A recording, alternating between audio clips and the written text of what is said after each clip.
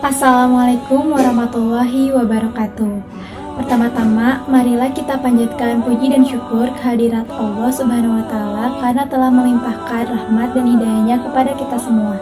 Dan tidak lupa, salawat serta salam kita curah limpahkan kepada Nabi kita Muhammad Sallallahu Alaihi Wasallam. Sahabat sekalian, pada video kali ini saya, Syifa Danika Sari, akan menyampaikan dakwah mengenai cara-cara mengobati hati yang sakit. Dari Imam Ibnu Qayyim dalam kitabnya Ighathatul Lahafan menyebutkan terdapat 3 cara dalam mengobati hati. Caranya, yang pertama, yaitu ketika orang mengalami sakit hati, kemudian dia ingin menyembuhkan hatinya dengan cara menjaga kekuatan hati. Yang dapat dilakukan yaitu beriman kepada Allah Subhanahu wa Ta'ala, banyak melakukan ketaatan, mendekatkan diri kepada Allah Subhanahu wa Ta'ala, ataupun seluruh bentuk ibadah itu akan menjadi penjaga kekuatan hati bagi manusia. Kemudian, cara yang kedua yaitu menjaga pantangan.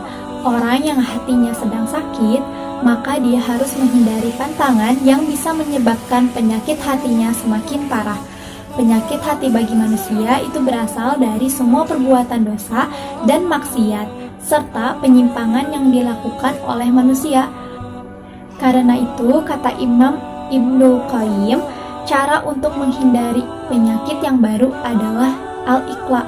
Artinya, kita melepaskan diri dari segala bentuk maksiat dan jangan melakukan dosa yang lain, karena yang semacam ini hanya akan memperparah penyakit hati kita.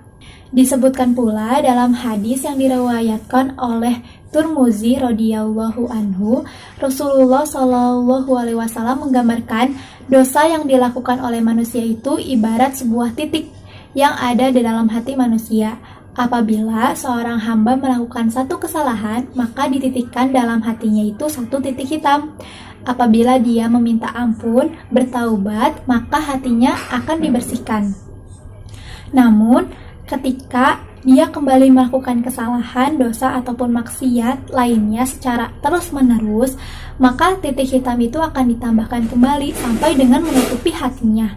Nah, ketika seluruh hatinya sudah tertutupi oleh titik-titik hitam itu, titik-titik hitam ini akan menghalangi hidayah dari Allah Subhanahu wa Ta'ala, karena titik-titik hitam ini akan menghalangi dirinya untuk mendapatkan petunjuk yang diberi oleh Allah Subhanahu wa Ta'ala.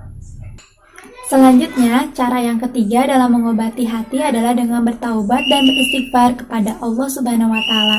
Karena dengan orang tersebut bertaubat dan beristighfar, maka hatinya akan dibersihkan oleh Allah Subhanahu wa Ta'ala. Sebagaimana yang sudah dinyatakan dalam hadis yang diriwayatkan oleh Ibnu Majah radhiyallahu anhu, Nabi Shallallahu alaihi wasallam bersabda, orang yang bertaubat dari dosa sebagaimana orang yang tidak memiliki dosa, artinya dosanya dibersihkan. Nah, sahabat sekalian, itulah 3 cara dalam mengobati hati menurut Ibnu Qayyim agar hati kita kembali menjadi bersih dan sehat. Semoga video ini dapat bermanfaat. Wabillahi taufiq wal hidayah. Wassalamualaikum warahmatullahi wabarakatuh.